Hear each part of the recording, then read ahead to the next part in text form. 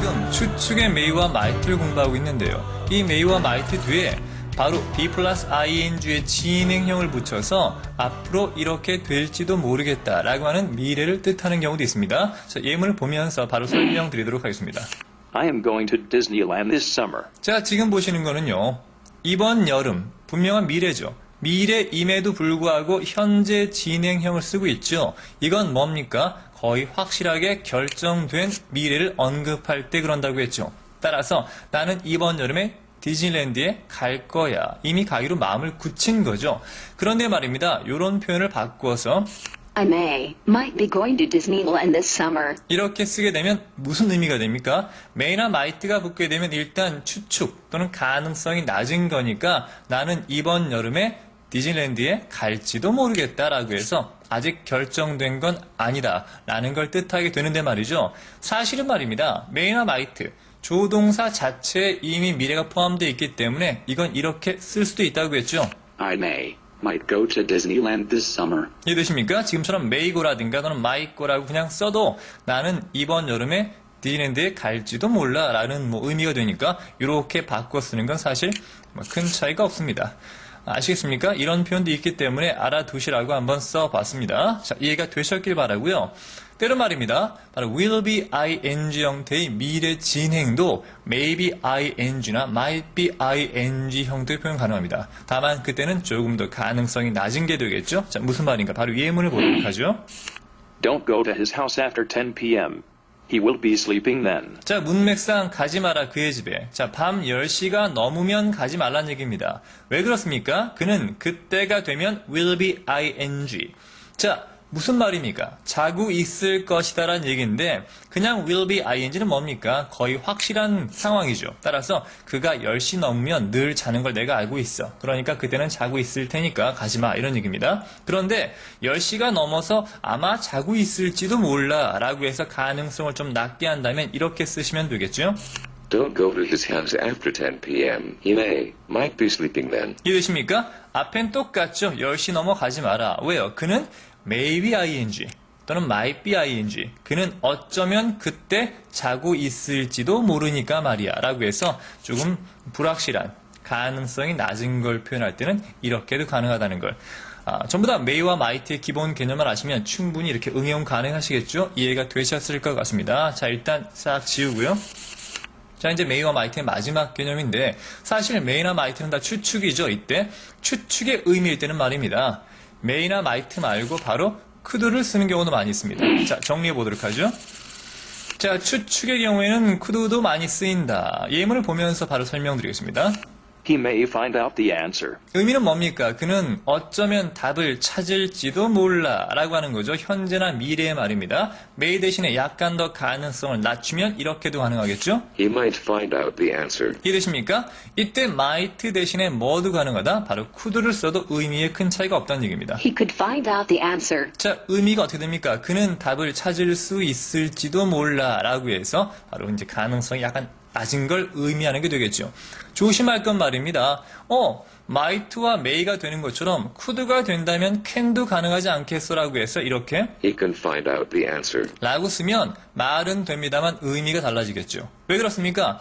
자, 현재형으로 can을 쓰면 그는 그 답을 찾을 수 있다라고 하는 명백한 사실을 나타내게 됩니다. 따라서 추측의 의미와는 달라지겠죠. 따라서 찾을지도 몰라라고 할 때는 can은 쓸 수가 없다는 걸 알아두셔야 됩니다. 아시겠습니까? 그러니까 may와 might나 could, 때론 should 가능하다고 했죠? 이런 것들이 바로 추측의 의미를 나타낸다고 했습니다. 이는 물론 과거의 추측도 마찬가지입니다. 과거일 때는 생각 관련일 때 조동사는 그냥 두고 뒤에 have, pp를 붙인다고 했죠? 중요합니다. 자, 예문을 보도록 하죠.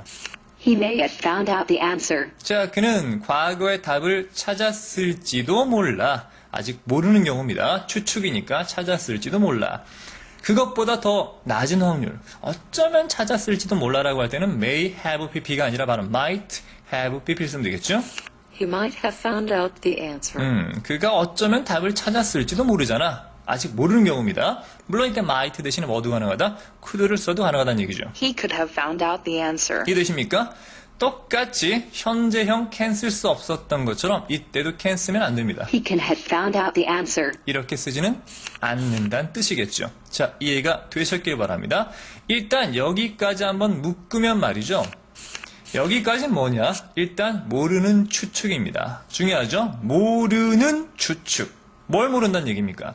답을 찾았는지 안 찾았는지 또는 앞으로 찾을지 못 찾을지를 몰라요. 아직. 그러니까 가능성이 열려 있는 거죠. 그는 어쩌면 답을 찾을지도 몰라. 위에 문장이고 아래쪽은 어쩌면 찾았을지도 몰라. 그 결과를 모르고 있는 겁니다. 자, 그렇다면 말입니다. 과거의 걸 얘기하는데 이미 결과를 알고 있어요.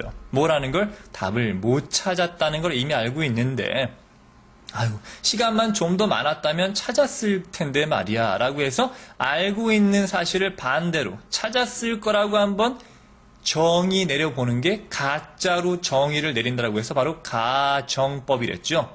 이해되십니까? 바로 가정일 때는요, 가능성이 없기 때문에 현재형 안 되고 뭐만 됩니까? 바로 might나 could만 가능하겠죠. may도 안 됩니다. 뭐 can은 원래 안 됐던 거고. 자, 무슨 말인가? 예문을 통해서 보도록 합니다. 자, 예문 주세요. If you had given him more time to think, he might have found out the answer. 자, 이해되십니까? 일단 어디는? 여기는 똑같죠? 요거랑 앞을 보도록 하죠. 만약 당신이 그에게 더 많은 시간, 뭐 할 수 있는? 생각할 수 있는 더 많은 시간을 줬더라면, 자, had pp가 쓰였습니다. 요 had pp가 쓰였다는 건 뜻이 뭡니까?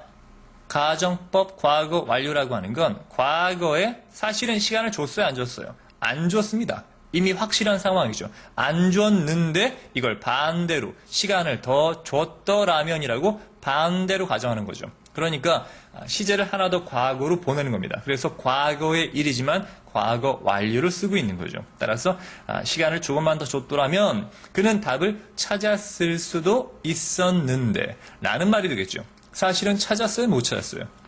못 찾은 거 아닙니까? 마찬가지 못 찾았는데 이걸 찾았을 수도 있는데라고 해서 반대로 가정하는 거니까 가능성이 없죠. 그러니까 이때는 may는 안 되고요. might만 됩니다. 물론 could 가능하겠죠. He could have found out the answer. 자, 이해되십니까? 자, 위에 나왔던 문장은 아직 모르는 추측, 그가 답을 찾을지 또는 과거에 찾았는지 모르고 있는 상황이었던 것에 반해서 아래쪽 문장은 이미 알고 있는 거죠. 뭐를? 답을 못 찾았다는 걸 말입니다. 따라서 알고 있는 사실의 유감을 뜻합니다. 시간만 좀 더 줬으면 찾았을 텐데 사실은 시간을 안 줬기 때문에 못 찾았다라는 뜻이 되는 거겠죠. 이거는 이미 알고 있는 거니까 더 이상 바뀔 가능성이 없겠죠. 따라서 might 가능합니다만 절대 뭐가 안 됩니까?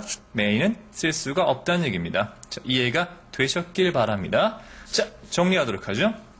기본적으로 여기까지에서 일단 뭐와 뭐를 바로 must와 may를 함께 공부했습니다. 자, 정리가 좀 되셨길 바라고요. 그럼 바로 다음 강의부터는 드디어 당위성의 should, 당위성이라고 하는 건 그렇게 하는 게 옳은 일이다. 마땅히 그렇게 해야 한다. 라는 의미겠죠. 우리가 should라고 하는 걸 must와 일반적으로 같거나 조금 약하게 보는 경향이 있는데 사실은 should라고 하는 건 must보다 굉장히 부드러운 표현입니다. 왜 그런가? 다음 페이지부터 공부하도록 합니다. 자, 그럼 다음 강의로 넘어가죠.